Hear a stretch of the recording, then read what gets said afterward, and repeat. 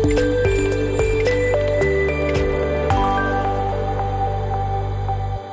O2 Power, we are here putting 200 megawatt project, wind project, along through Ecorin Power. All of your support required to complete this project. Thanks for the support of MLA sir and all villages. Thank you.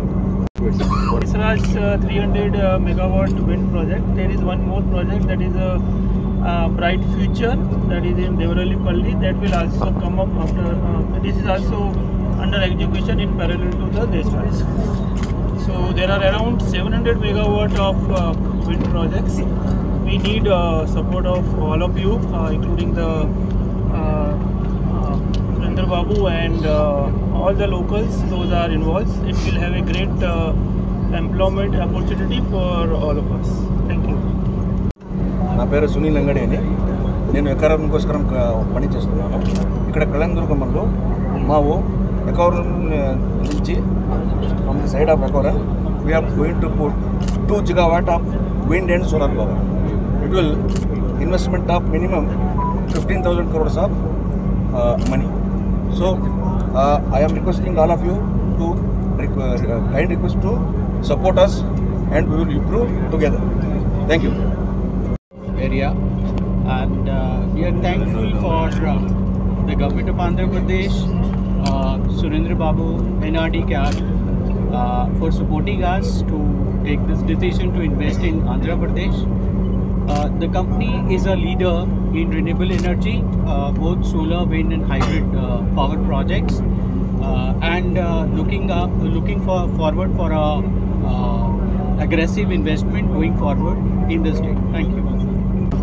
ఈరోజు మన ముఖ్యమంత్రి గారు కనిగిరిలో ఎంఎస్ఎంఈకి సంబంధించవచ్చు, లేదా one family one entrepreneurship కావచ్చు, లేదా పెట్టుబడులు మన రాష్ట్రానికి 10 లక్షల కోట్లలో భాగంగా ఈరోజు కూడా చాలా వరకు కూడా ప్రారంభించడం జరిగింది. 87 ప్రాంతాల్లో రాష్ట్రం కంపెనీలు ఎకోరన్ ద్వారా 3 కంపెనీలు, ఒక కంపెనీ 3,500 కోట్లు, ఇంకొక కంపెనీ 2,920 కోట్లు, ఇంకొక కంపెనీ 1,680 కోట్ల రూపంలో ఈ 3 కంపెనీలు కూడా మన ప్రాంతంలో పెట్టుబడులకి ముందుకు వచ్చాయి. చాలా సంతోషం. ఎందుకంటే ఎంతో కొంత ఈ ప్రాంతంలో డబ్బు మన ప్రాంతంలో ప్రవహిస్తే మన రైతులకు కావచ్చు, ఏదైతే మన ప్రాంతంలో ముఖ్యంగా చాలామంది రైతు కూలీలుగా ఉంటూ చాలామందికి వెనుకబడిన ప్రాంతంగా భావిస్తూ చాలామంది బెంగళూరు కావచ్చు, రకరకాల ప్రాంతాలకి ఈ ప్రాంతం వలసలు పోయి అక్కడ వాచ్మెన్ డ్యూటీనో లేదా సెక్యూరిటీ డ్యూటీనో లేదా ఇంకో డ్యూటీనో చేసుకుంటూ చాలామంది కాలం చేస్తూ ఉన్నారు. అలాంటి పరిస్థితి నుంచి మనం బయటకు రావాలి. మన ప్రాంతంలో ఆల్రెడీ మనం అగ్రికల్చర్లో ముందున్నాం, హార్టికల్చర్గా ముందున్న ప్రాంతం మంది. ఇంకా కూడా మన త్వరలో కూడా మంచి నీళ్లు కూడా రాబోతున్నాయి. భైరవతిప్ప ప్రాజెక్టు కూడా త్వరలో పూర్తి అవుతుంది. మొన్ననే మన లోకేష్ బాబు గారు కూడా చెప్పారు దాన్ని త్వరగా పూర్తి చేస్తామని. అదన్నీ ఒక ఎత్తైతే ఈరోజు ఇంకొక కొత్త శుభవార్త అంటే మీరు ఒకటే చూడాలి, 6,000 కోట్లు మన కళ్యాణదుర్గం ప్రాంతంలో, అది కూడా జనవరి 2027కి పూర్తి కావాలనేది వాళ్ళ టార్గెట్. జనవరి 2027 కంటే ఇంకా ఈ రోజు నుంచి కూడా వాళ్ళ పనులు ప్రారంభమైనట్టే. మనం అందరూ కూడా సహకరిస్తే ఇంకా ముందు కూడా పూర్తి చేయడానికి అవకాశాలు ఉంటాయి.